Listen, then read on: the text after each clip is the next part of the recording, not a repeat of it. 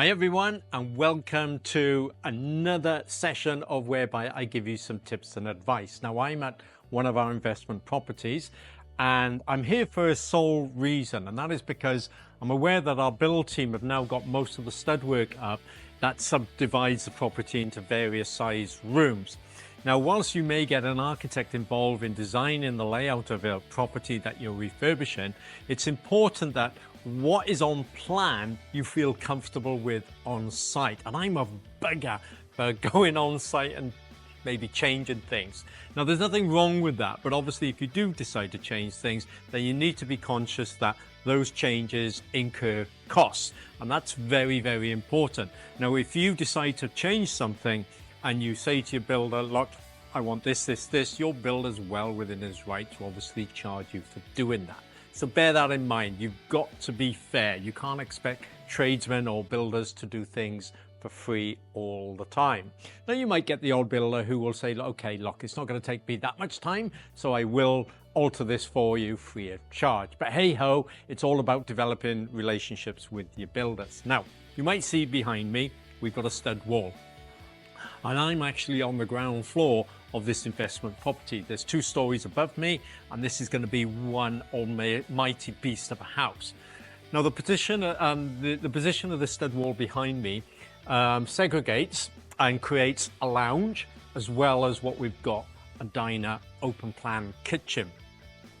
Now, as soon as I walked in through the hallway, which I'm going to show you, if I just take this little instrument with me, okay? You can see behind me we've got a hallway, okay? Now, as soon as I walked into this property, I felt that there was a pinch point, okay? So coming in from the doorway, okay, here, into this, into the porch, hallway, whichever you want to call it, I felt that there was a pinch point just here, because what we had to do, which wasn't on plan, was build this structural pillar to be able to take the steel above. And of course, that has then reduced the size between, or the distance between the pillar and the walkway. So for me, straight away, as soon as I walked in, there was a pinch point, which didn't make me feel comfortable. And not only that, as you can see the stud work here, I was hoping that that would be maybe set back a little bit further, so that when you do walk in through the doorway of the hall and you see the dining room and the kitchen area, or what is going to be a dining room kitchen area, there would be an immediate wow factor.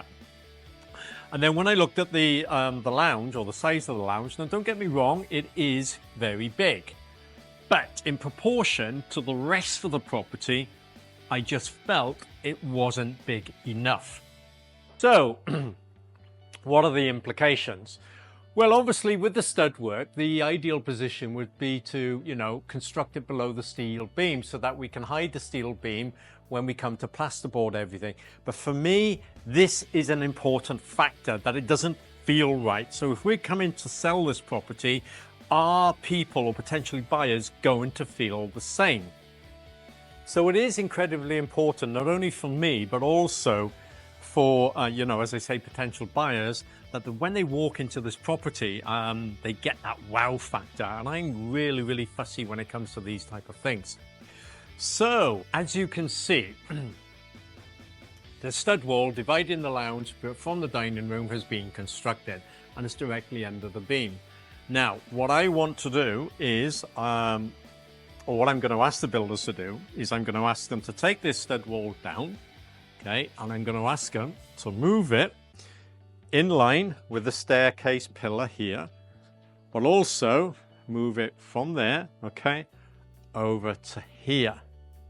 So we're going to create an extra 1 meter of space in the lounge, okay? Now that's going to obviously proportion, I feel, the lounge in comparison to the rest of the property. And not only that, what we'll then do is we'll actually cut this stud work back when we move it to this stud here, from here, so that then when it is positioned over there, you'll have a direct view from when you come in from the hallway to see the open plan diner, kitchen, and when the bifold doors go in, the garden as well. Now that for me is incredibly important. Now what I'm trying to say here is, if when you come to site and something doesn't feel right, go with your gut feeling, okay? Now, obviously, cost is important because I know, and I've already done it, okay? I've had a chat with the builders. They've actually gone to get some food now because it's lunchtime. But I've had a chat with them. I said, listen, guys, sorry to break the news to you, but I need this stud wall moved from A to B. And they didn't seem to mind, probably want to go, or they've walked out to get their food. They're cursing me. But look, it is important that you do things that feel right for you, okay? Now, straight away, I know they're going to charge me extra for this because there's probably, I would say, 3 hours work involved in moving this wall, this stud wall, but also they're going to have to add on a bit of extra timber as well. So we're going to have to buy some extra timber. So what is this going to cost me? I would say it's going to cost around about probably, I don't know, £60 maybe less if I'm lucky. But don't forget, builders are well within their right to charge you extra for making amendments. So, as I say, it is very, very important that you don't just rely on architects' drawings. I'm not saying there's anything wrong with architects in what they do a fantastic job, but it's the feel, yeah? It's like, another example I can give you is very often, well, I remember a couple of years ago, we decided to have some wallpaper put in on a feature wall in one of our bedrooms in our house. And when we saw the wallpaper, it looked lovely. It looked absolutely gorgeous online. When we had it delivered, it looked superb on a roll. And then when we put it up on the wall, the first sheet, we didn't like it.